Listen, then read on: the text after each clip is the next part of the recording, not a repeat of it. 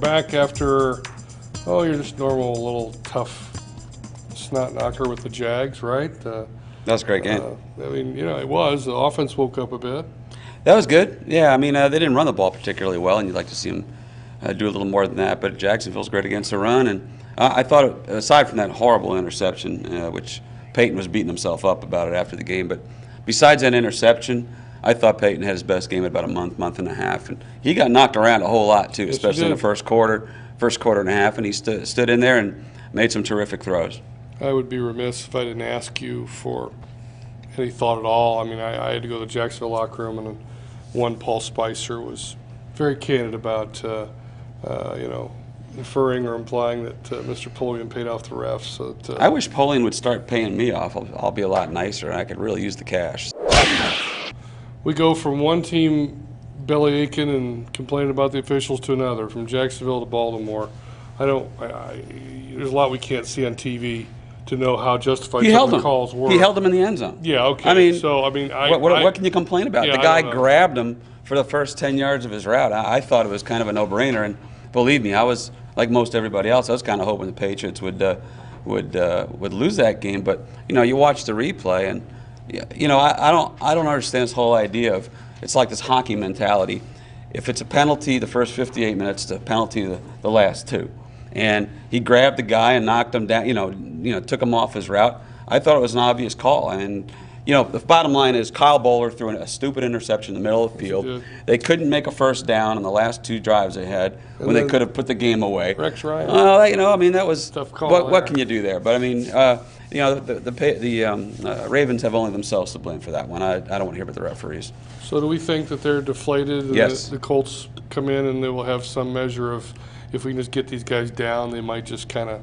Well, I think last week was their Super Bowl, and it was their one chance to kind of make something of their season, to be the team that knocks off the Patriots. And just, you know, it's just hard to imagine watching Bart Scott and some of the other guys after that game so angry, so deflated. It's hard to imagine them really being up for Indianapolis. I think, you know, and the longer Kyle Bowler plays, the more he reveals himself as Kyle Bowler. So, I mean, he had a pretty decent week last week, but he made that interception late. I think this is a walkover for the Colts. You hear that, Bill Polian? A walkover. Any big picture perspective here? No, I think we were talking before off camera. I think that the Colts are unwittingly helping to push New England toward the unbeaten season, because, I mean, as long as the Colts keep winning, and even as long as Pittsburgh keeps winning, you know, New England's going to have to keep winning to maintain home field advantage.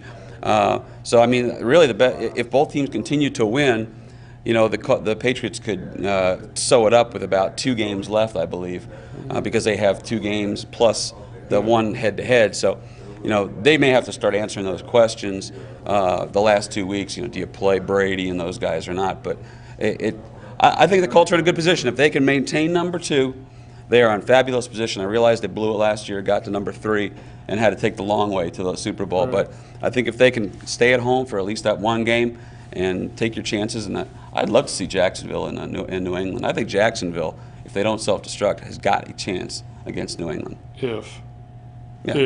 That's a big if. Well, I'm trying to do the matchups in my head, and it's just not happening. Question about the Colts, in all seriousness here, you know, Pittsburgh's got to go to New England this week, and despite some guy I've never heard of guaranteeing a victory for the Steelers, some reserve defensive back, I think we all think New England probably wins the game. That really strengthens the Colts' position here. They win at Baltimore, they win at Oakland.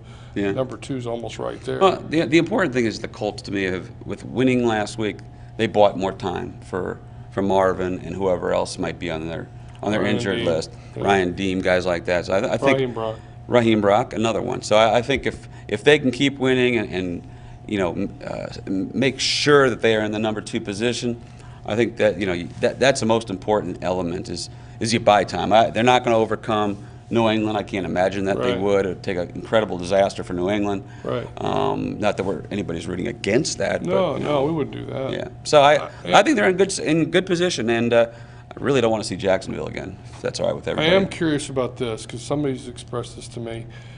In a perfect world, would you like to see the Colts not have that Tennessee game matter? Are we Yeah, like to have it all oh. wrapped up so that they can just go into there and Yeah. Jim Sorgi gets his one game, or do you worry Well, the about Tennessee 2 game weeks? is the next to last game, Tennessee's right? the last game. I thought Houston was last game. Houston's next to last. Oh, okay.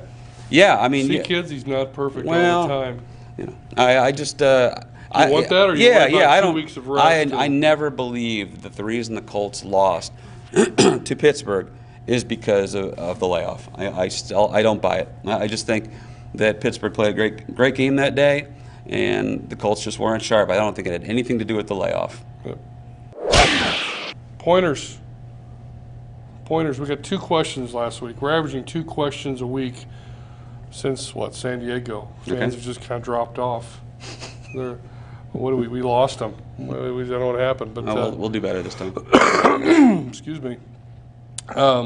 Tim S. from Noblesville wants to know, what happens to the injured reserve guys? Do they hang around still? I know I saw Rob Morris last week in the press box in the locker room, but where do they go? Why don't we see more of them on the sideline? What happens to these guys when they're done for the season? Well, they come into the press room and get me coffee. There you go. I don't know what they do. We Are they don't on- usually see a lot of them. No, this guy's hanging around, getting treatment. But it's funny, in football, it's like when you're injured and you're rehabbing, you're a non-person. Yeah. It's almost like you have the scarlet letter. Go Just away. go away. It might be catching. You go take care of your business and talk to me back when you're on the squad. It's pretty brutal, isn't it? It is. I mean, it's a harsh world we live in. Hey, we forgot completely about you yesterday, so. It's true. It's true. And the question that just keeps on going and going. Blue Horseshoe, remember? Infamous of Blue Swarm. Yeah. He wants to know, when can we expect to see Marvin Harrison on the playing field? Well, if Marvin wasn't available they kept saying if it's a playoff game, he'll play. Yes. Well, last week was basically a playoff game in my mind. So at this point, it doesn't really make any sense to play him until maybe the second to last or the last week, kind of like what they did with Sanders. Got the extended rest, give him a game or two to get rid of the rust, and then play him in the playoffs. I can just imagine Marvin is going nuts. This is a guy who enjoys playing preseason football. To not be out there has got to be making him crazy. So the last game, Tennessee, watch out. Maybe Oh, he and Jim Sorgi will hook up 6 Well, times. it's a magical connection. Okay. Time for your final thought. Well, self-promotion here.